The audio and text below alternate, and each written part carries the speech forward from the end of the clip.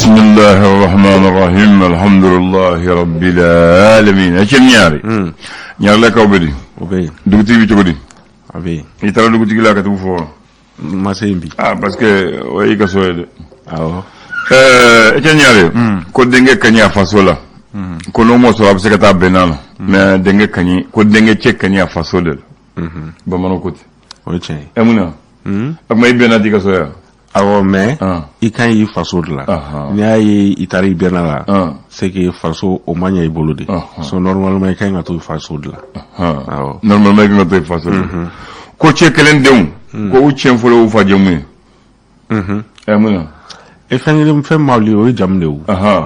jamu abina fo ani jeli fene le sang côté ko che kelen deum ko u chen folo u fo jemu ko sina muso deum ko babi do fo ma de me kana be mine tiede sina muso deum chekelen muso sabo muso ndanu chekelen bolo dembe ko be babi do fo ye me kana be mine tiede o chen muna ayi parce que do be c'est pour que ka il a dimi qui blasera du ni fait o te ka e mangola wala me parce que e dene ba o tay woto lu ndonche tubarikalla ko ni fa logi dima ko ka posu kala ko na dimi domina ko ngad logi de ba fo i jonga posu bola aba fa kan o bina fo il fay barake ka bla romina nam ni ma se ka do fara aka i ma nga fembo ala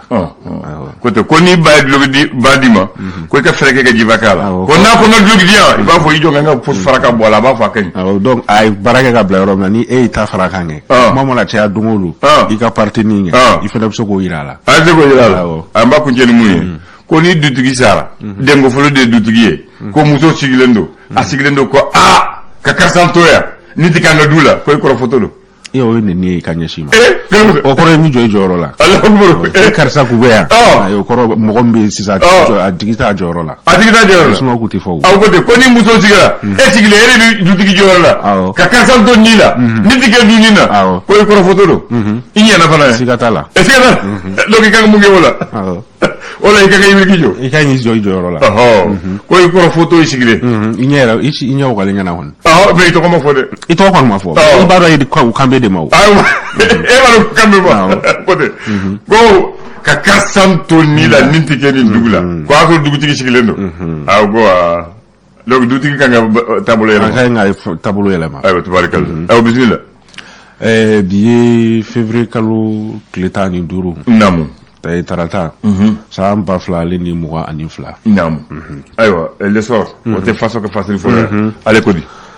le sort aller kuma le me faminga o de recrutement spécial min kerani o ye taliye kanyashi findigla ka koyema ayira ka foku ye kalo chaman kon ke kalan konina kren ala kera kan kon nana amaduna bokari barila ni beba do balobola sevare ka olufe no shifigana ka ko ukoni we kala jolen soro ko kala jolen soro le kon ko fe ko dona na tawla ko ukon bina kla mali koni kauni nyogonche wasa ubsega ke sababu we ka chama koni fara lakana kan choko mina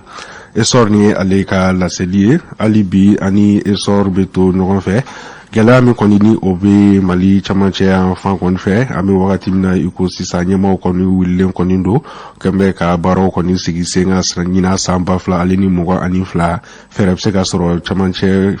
yanfa koni gela ola choko mina esora lika la selido alibi ana beto nyogon fe imam Umaru Jarani alire ministre délégué kana so ministry so kondana ali la selike kaira ka foko ulika jo koni sira ka ke sababu ni boya koni obeka takanyeshi malima ambe wakati mina iko 600 esora ambe ale salu ni mie odi farkolo nyana jeta fanfela na krenkrena la Mali ale championnat national a ira ka foko AS Bakarijan ale konbe ajoro koni la ame wakati mna iko sisani oye nyamaya koni championnat kondana ko obe ale boloni oye joro gale esora ale ka la selido jore gale o te jore fulo ya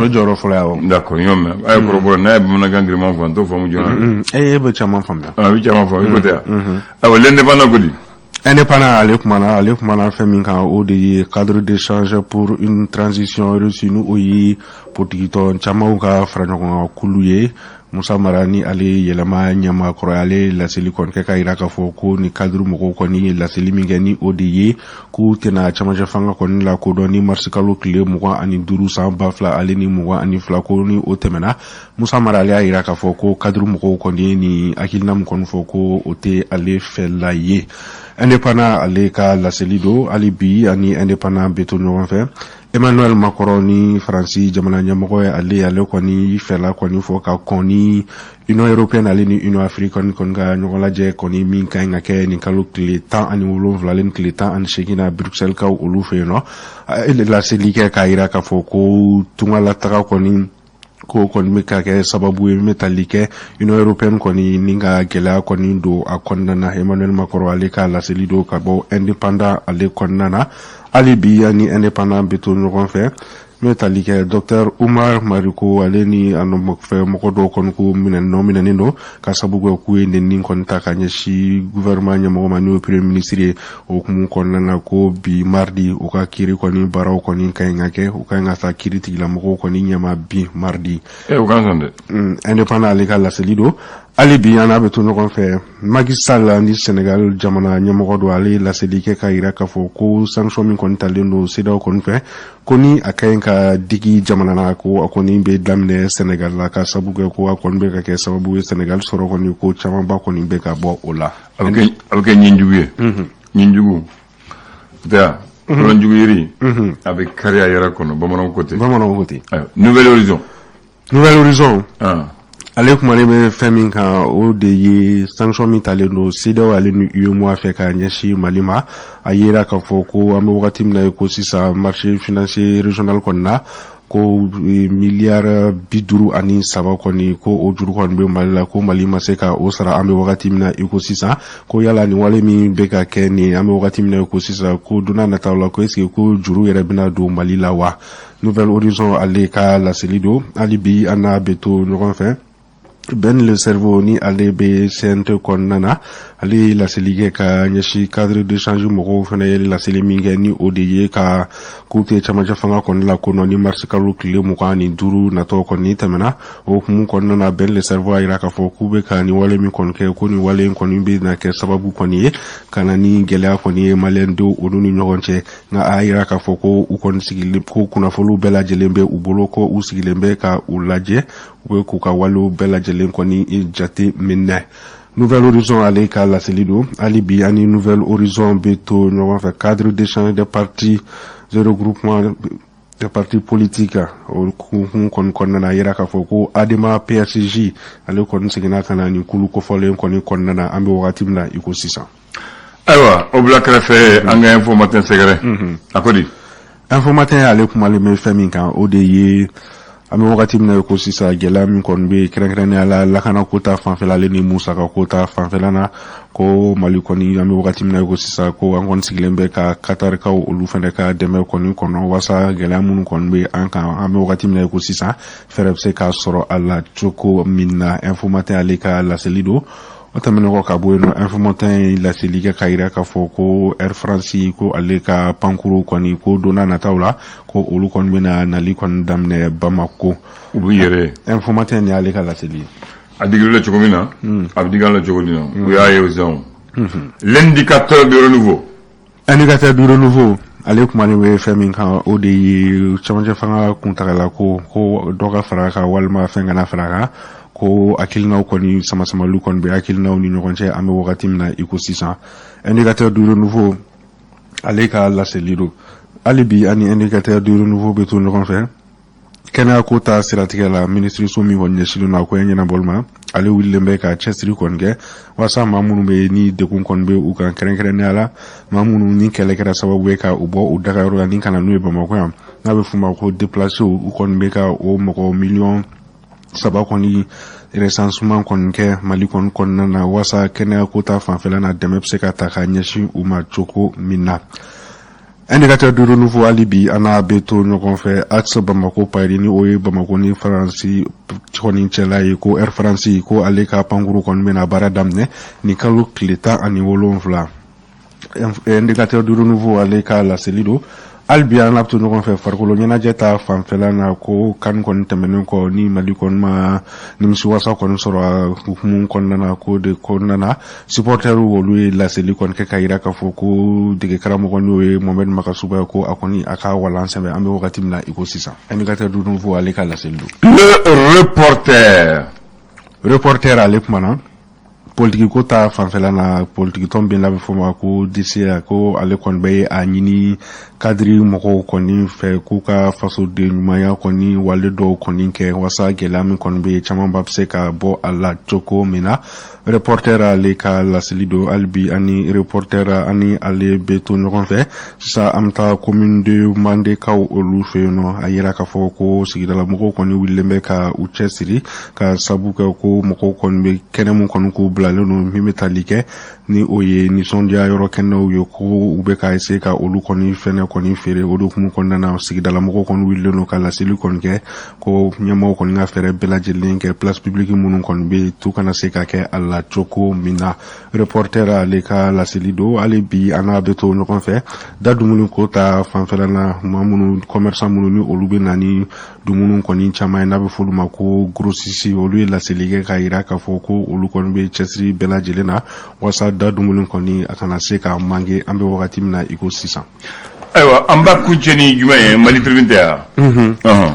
Mali Tribune na an bɛ a kuncɛ ni ale fana kumalen bɛ ko charti ni ale kɔni lajɛli baaraw kɔni bɛ senna ko transition kɔni ko a dela kɔni ko sama-samali kɔni bɛ ka kɛ a la an bɛ wagati min na i ko sisan. Mali Tribune ale ka laseli do hali bi ani Mali Tribune bɛ to ɲɔgɔn fɛ a yira k'a fɔ ko an bɛ wagati min na i ko sisan ko Mali kalandenw kɔni ko camanba kɔni bɛ ka bɔ o niveau kɔni na ko yala ko abréviation ko o de bɛ ka na ni a ye wa ni o ye mun ni a bɛɛ ka ɲi ka sɛbɛn u bɛ kunkurunin kɔni sɛbɛn wasaw ka se ka ɲɔgɔn faamuya ko yala ko o de bɛ ka na ni a ye wa Mali Tribune ale kɛn bɛ ka ɲininkali kɔni. Voilà téléphone b'a la. Téléphone b'a la minɛ parce que Bakary ninnu yanni ka téléphone message u t'a bɛɛ ci u b'a fɛ ka 8 de sɛbɛn chiffre 8 de ci ma ni u b'a fɛ ka 8 fɔ WI de fɔ ma. Voilà. hali bi ani Mali Tribune bɛ to ɲɔgɔn fɛ sisan an bɛ taa n bɛ tali kɛ Welesebugu ale ni Bugunikaw olu fɛ yen nɔ nisɔngoya yira dɔ kɔni kɛra ka ta ka ɲɛsin Faransi ale ka walew kɔni ma ka ɲɛsin Mali ma. Mali Tribune ale ka laseli don an bɛ a salo ni yɔrɔ min ye o de ye Inakura ni ministre ale ni CNT mɔgɔw kɔni wulila ka taa Inakura o Ina Sokura Sokura Sokura a bɛ fɔ ten Ina Sokura ministre ale ni CNT mɔgɔw kɔni wulila ka dɔw kɔni wulila ka taa u ɲɛ da a sanche kɔni ka baaraw taabolo ka olu jateminɛ an bɛ saloli kɛ. Tiɲɛ na yɔrɔ ka jan mais sɔni kɔni a dɛsɛ min kɔni b'a la nin ye. Non a cɛ ka ɲi mais a yɔrɔ de ka jan fo aéroporteur la o y'a dan ye sisan ni ko ba ko fɛ. Non mais fɛn bɛɛ fɛrɛ man ɲi ka kɛ yan. Bon. Fɛn bɛɛ man ka kɛ yan ayiwa o fana ye tiɲɛ mais sɔgɔmada fɛ embouteillage ni fɛn bɛ kɛ par exemple n'u ye fɛn k'u décentraliser la site administrative n'u kun taara n'o ye ba kɔfɛ o bɛ se ka caman bɔ. I b'a fɔ fɛn bɛɛ man ka kɛ yan a ye président dɔw sɔrɔ ale tun b'o hakili ɲuman b'a la mais mɔgɔw m'ale faamu joona mɔgɔw m'ale faamu joona o président o ye Alpha Umaru Konare Alpha Umaru Konare tun bɛ na fanga la waati min na Bakari ka téléphone bi mankan ci la dɛ Alpha tun bɛ na fanga la waati min na pour que ka taa ba kɔfɛ dɔrɔn pont kelen don sira kelen don sira wɛrɛ tɛ ni pont fitinin ni dɔw bɛ a filanan tun ye Babileni ni samiyɛ donna a bɛ kalo 4 kɛ maa si tɛmɛ donc i bɛ yɔrɔ o yɔrɔ diyagoya i bɛna tɛmɛ pont fitinin de fɛ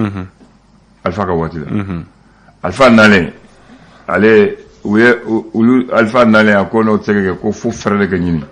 k'a sɔrɔ Musa bɛna fanga bila waati min na Musa fana sɔmina kɛ sisan vraiment Bamako bonyana pont kelen ma i y'a faamu Musa taara pont filanan ɲini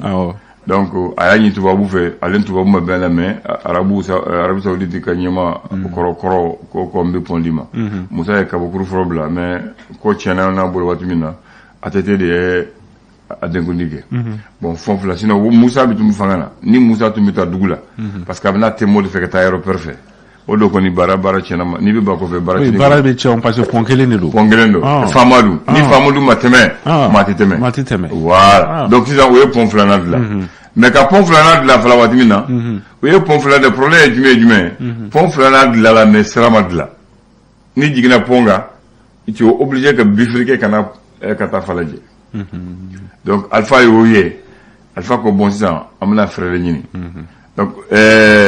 i m'a ye pont kɔrɔ ni jiginna goudron fitinin de tun don goudron kelen ka taa fo toute l'Afrique la toute l'Afrique bɛ yɔrɔ min na o de tun ye Bamakɔ dan ye sorti tun ye o yɔrɔ de la alpha ka waati la donc alpha ko an bɛ sira nin dilan ka kɛ sira ba ye pour que mɔgɔw ta ka bifurcation kɛ goudron fitinin k'a la pour que mɔgɔw kɛ alpha y'o kɛ a ko ni Bamakɔ bɛ dan ten an bɛ nin bɔ yan an bɛ taa n'a ye ɲɛfɛ alpha u taara n'a ye fɛn na ɲamana astafurla 26 mars bɛ yɔrɔ min na u taara n'a ye poste yɔrɔ la taalen ko alpha ye fanga sɔrɔ ale ko ale b'a fɛ ka kan organiser ko he b'a dɔn pour que Bamakɔ ka développer mɔgɔw bɛ taa ba kɔfɛ n bɛ taa ni terrain ye donc a ko u ka sortie Bogo yɔrɔ la ka taa n'a ye ɲamana ko poste kɔrɔ a b'o kɛ balan vaccine min bɛ kuli la fo yan fɛ jɛnɛ bɛ taa yan fɛ fo dugu kɔfɛ a jira alpha sɔmi ka jan dɛ donc a ye monument dilan place kɔrɔ la ka kɛ filɛli yɔrɔ ye ka kɛ rond-point ba ye ka goudron cɛci ka taa terrain na ka o fana goudron dilan la ka ɲa ka terrain dilan la k'i to monument la e tun bɛ terrain ye so si tun tɛ mais bi terrain tɛ yen so yɛrɛ terrain kɔri terrain kelen tun jɔlen don yɔrɔ la bakari yɛrɛ ko cɛ joli bɛ taa yan fɛ ni yɔrɔ jɛni mais bi a fara a fɔra fali ma bon alpha ko dugu kɔnɔna na ko sugu bulo kelen don k'a sɔrɔ dabanani de tun bɛ yen mɔgɔw bɛ dabanani de bɛ yen dabanani dibida ani mɛndekura sugu de bɛ yen mais mɔgɔw bɛɛ bɛ dabanani de kɔnɔ bon dabanani falen alpha ko bon n bɛna fɛɛrɛ kɛ n bi sugu wɛrɛ dilan ba kɔfɛ pour que ba kɔ mɔgɔw ni mɔgɔw ka taa la hali le Bamakɔ dilan mais malheureusement mɔgɔw m'a faamu mɔgɔw ma taa joona mais sisan n bɛ yɔrɔ min na a fara dɛ mais fɔlɔfɔlɔ alpha y'a dabɔ mun kama a ma kɛ o ye donc alpha ko pour que Bamakɔ yɛrɛ kɛ yɔrɔ tuguni a ko mun de kɛ ko pont filanan an bɛ fɛɛrɛ kɛ ka a nɔra Bako commune 6 la k'a nɔra aéroport la donc a ye sira mun bɛ cɛci a ye kɔtini cɛci Dɔdɔbugu kɔtini ko cɛci ka taa Kalaban k'a ye sira bɔ a la ka taa fo aéroport la donc sira kɛra fila ye n'a ka di ye i bɛ taa sanfɛ n'a ka di ye i bɛ taa duguma o sira fɛ e m'a ye Bamakɔ yiriwa la Dɔdɔbugu ninnu Sabalibugu ninnu Kalaban ninnu bɛɛ kɛra dugu ye o de fɛ sinon o waati nin Kalaban maa si tun tɛ donc alpha ka goudron de kɔsɔ dɔrɔn e m'a ye mɔgɔw sigira ka yɔrɔ ta mais alpha a m'a fɔ la ko ni tun bɛ taa Kuluba sira kelen de bɛ jigi ani yɛlɛ don dɔ a y'a sɔrɔ AEM tun bɛ fanga la AEM tun tɛ siran don dɔ Murti la a y'a sɔrɔ a y'a sɔrɔ ENA de bɛ yen a y'a sɔrɔ université grande école de bɛ yen l'ENA école denw bɔra dɔrɔn u ye sira tigɛ a y'a sɔrɔ conseil de ministre kan kɛ marqué don ko maa tɛ yɛlɛ maa tɛ jigi président Couture yɛrɛ la u ye sira tigɛ denmisɛn ye sira tigɛ conseil de ministre bɛ se kɛ o don a ma se ka kɛ fo sufɛ de mɔgɔw nana k'u bɛ alpha jigin alpha ko a fɔ mun na alpha ko sema ko n'a y'a ye aw bɛ sira tigɛ sira kelen de bɛ yen ko a bɛ sira tigɛ sira kelen de bɛ yen donc a ye mun de kɛ Kuluba jigini alpha ye goudron dilan ka jigin ka taa bila Ntomikɔrɔbugu ni jiginna pont la yanni ka tɛmɛ ENA la ko ni y'a mɛn aw bɛ sira tigɛ n bɛ tɛmɛ ENA la n tɛ tɛmɛ dɛ a ye passage à niveau kɛ ka sira kɛ saba ye ka kelen kɛ ka taa yɛlɛ Kulukɔti la ka kelen kɛ ka taa Sugunikura la n'a ye sira kelen n'a nana a bɛ se ka briefing kɛ donc alpha ko u y'a alpha sɔmi donc alpha y'o yɔrɔ dilan o sira kelen nin alpha y'a kɛ sira naani ye donc ni nana cogo min ka di ye n bɛ tɛmɛ n'a o t'a la pewu n bɛ jigin duguma sanfɛ duguma alpha y'o fana dilan mais hali sisan a bɛ se ka tigɛ o sisan a bɛ se ka tigɛ n'i y'a tigɛ a naani bɛ i bɛ taa tigɛ fo zo fan fɛ zo fan fɛ u tɛ sɔn fo zo fan fɛ n'u taara u sigi yen o b'a tigɛlen o b'a tigɛlen donc a ye sira filɛ donc sisan a ye mun kɛ tuguni ko Bankuni n'i bɛ taa Bankuni diyagoya ye ka taa Kulikɔrɔ sira fɛ a ye ko donc a ye Bankuni cɛci ka Bankuni cɛci ka goudron kelen k'a la ka na yan o goudron de bɛ bɔ Hayidara fɛ ka yɛlɛ Poste sanfɛ ka taa Sugunikura fɛ ka taa hippodrome fɛ ka n'a jigin Nelson Mandela donc sinon Bamakɔ tun bɔ mais a hakili ka ɲi a hakili ka ɲi e ko donc alpha de ye Bamakɔ yiriwa o cogo la donc a ye Bamakɔ yiriwa cogo la donc président bɛ n'i ye fɛɛrɛ sɔrɔ dɔrɔn dugu bɛ yiriwa sisan mun de kɛra Bako ma fa Baku fara tete stade 26 mars a filɛ auto yɔrɔ jan ye tuguni Bakary ninnu bolo olu yɛrɛ Bakary yɛrɛ ko so yɛrɛ sarama u ka donc mɔgɔ bɛ t'u sen a la yɛrɛ hali ne Bamako si a ma kɛ 4e mars de Bamako yan ale fara tete sisan donc o cogo di donc hali gar Alpha Kɔbali la a ma bɛn de ko sotarama ninnu ko Bamako dérange ko taa n'a ye Kuluju la ka yɔrɔ bila mais Modibo Keita kɔfɛla la mais mɔgɔ ma sɔn u seginna ka na o kɔfɛ de u ye garde bila eni fɛ wɔɔrɔ kuru kɔfɛ o fana sotarama banna o la olu bɛ t'o jɔ la n'u ye yɔrɔ sɔrɔ dɔrɔn u b'u jɔ o yɔrɔ la Bakary fara ma se ka kuma aya awa i ni ce merci Kambe